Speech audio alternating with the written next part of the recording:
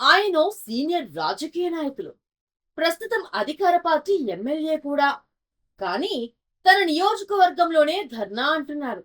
అధికారుల తీరును ఎండగడుతున్నారు. అవినీతికి పాల్పడుతున్నారు అంటూ ఆరోపణలు చేస్తున్నాడు. ఎవరా ఎమ్మెల్యే? అధికారంలో ఉన్న ఆయనే ఆరోపణలు చేయడానికి కారణమేంటి? Let's watch the story. Kadapa జిల్లా టీడీపీ నాయకుల తీరు, వారి గ్రూపు రాజకీయాల గురించి ఇప్పుడు పెద్ద ఎత్తున చర్చ జరుగుతోంది. గత కొద్ది రోజులుగా వరుసగా ఏదో ఒక వివాదంతో వార్తల్లో నిలుస్తూనే ఉన్నారు.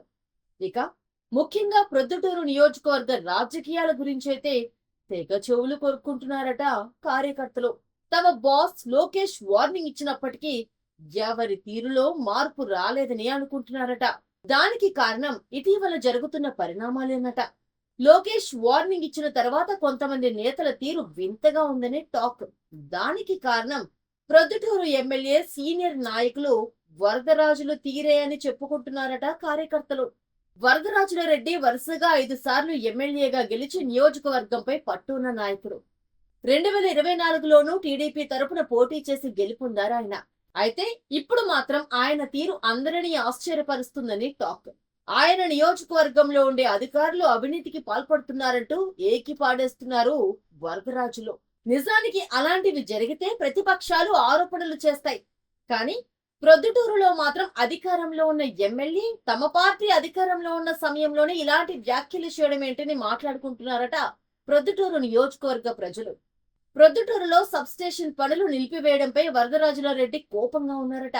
పదే పదే పనులు నిలిచిపోతున్నాయని, దానికి వ్యతిరేకంగా తాను ధర్నా చేస్తానంటూ ఇటీవల ప్రకటించడంతో అందరూ ఆశ్చర్యపోయారట. ఆయన అధికారంలో ఉంటూ ఆయన ధర్నా చేయడం ఏంటని మాట్లాడుకుంటున్నారట. ఈ విషయం మాత్రమే కాదు, అధికారుల పట్ల ఆయన ఆరోపణలు చేస్తున్న తీరు కూడా ప్రతి ఒక్కరిని ఆశ్చర్యపరుస్తోంది.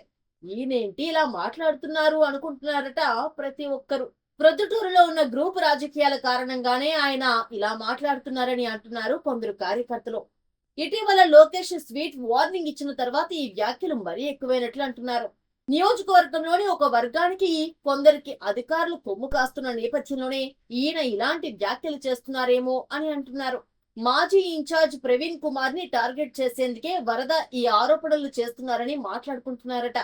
తమ కుటుంబం వచ్చే ఎన్నికల్లో పోటీ చేయడం లేదని వరదరాజులు ప్రకటించారు. ఆ తర్వాత అనూహ్యంగా ఆయన కొడుకు కొండారెడ్డి పార్టీలో యాక్టివ్ అయిన నేపథ్యంలో ప్రవీణ్, వరదరాజుల మధ్య ఫైట్ నడుస్తోంది. ఈ నేపథ్యంలోనే ఒకరిపై ఒకరు ఆరోపణలు చేసుకుంటున్న విషయం తెలిసిందే. దీంతో ఇప్పుడు ఆ గొడవలు ముదిరి వరద ఇలా టార్గెట్ చేస్తున్నారని అంటున్నారు కొంతమంది కార్యకర్తలు. ఏదేమైనా ఇరు వర్గాల మధ్య విభేదాలు ఇప్పుడు రోడ్డెక్కాయని, వాళ్ల తీరు పార్టీకి నష్టం కలిగిస్తుందని ఆందోళన పడుతున్నారట తెలుగు తమ్ముళ్ళు. స్థానిక సంస్థల ఎన్నికలు దగ్గర పడుతున్న నేపథ్యంలో ఈ విభేదాలను ప్రతిపక్షాలు క్యాష్ చేసుకుంటాయని ఆందోళన పడుతున్నారట.